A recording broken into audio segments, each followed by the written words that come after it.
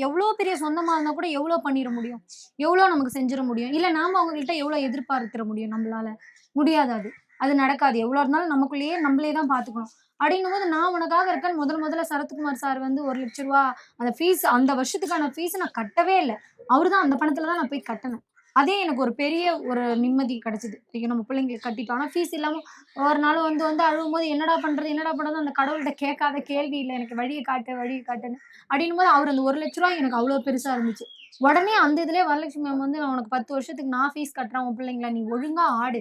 நல்லா ஆடு. நீலாம் நினைக்காத எதுவும்." அப்படின்னு அவங்க உரிமையா சொல்லும்போது, இவ்ளோ பெரிய மனசுலாம் இருக்குமா? இவ்ளோ பெருசுங்கலாம் இவ்ளோ பெரிய மனசு இருக்கிறவங்கள, இவ்ளோ இந்த மாரி எல்லாரையும் நினைக்கிறவங்கள இவ்ளோ நாள் நம்ம எங்க இருந்தோம் பார்க்காம, இவங்களெல்லாம் கண்ல காட்டுனதுக்கு, எனக்கு இவங்க ஒரு உறவா எனக்கு இன்னைக்கு அவங்க கூட நான் இருக்கிறதுக்கு ரொம்ப நன்றி கடவுளே! அப்படின்னு நெனச்சு சந்தோஷப்பட்டுட்டு இருந்த நேரத்துல, அண்ணன் வந்து எனக்கு தங்கச்சின்ற மிகப்பெரிய ஒரு தங்கச்சியா என்ன நெனச்சு அந்த ஒரு உறவ குடுத்து, இன்னைக்கு பண்ணும்போது சாரும், அத இயக்குனர் சாரும், மாமன் பட இயக்குனர் சார் பிரசாந்த் பாண்டியராஜ். "அம்மா நான் கேட்டு உனக்கு பண்றேன்" அப்டின்னும்போது அது எவ்ளோ பெரிய விஷயங்க.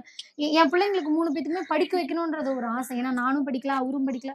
பெருசா என் குடும்பத்துல அந்த முதல் பட்டதாரின்ற ஒண்ணே இல்ல. ஓகே. அப்டின்னும்போது என் பிள்ளைங்கள எப்டியாச்சும் நான் படிக்க வச்சுரணுன்றது எனக்கு ஒரு வைராக்கியம்.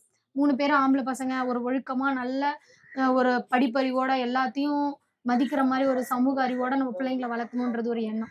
அந்த எண்ணத்துக்கு இவங்கலாம் உறுதுணையா இருக்கிறாங்க. இவ்ளோ பெரியவங்கலாம் நமக்கு உதவி பண்றாங்க. அப்டின்னு நெனைக்கும்போது அவ்ளோ சந்தோஷம்.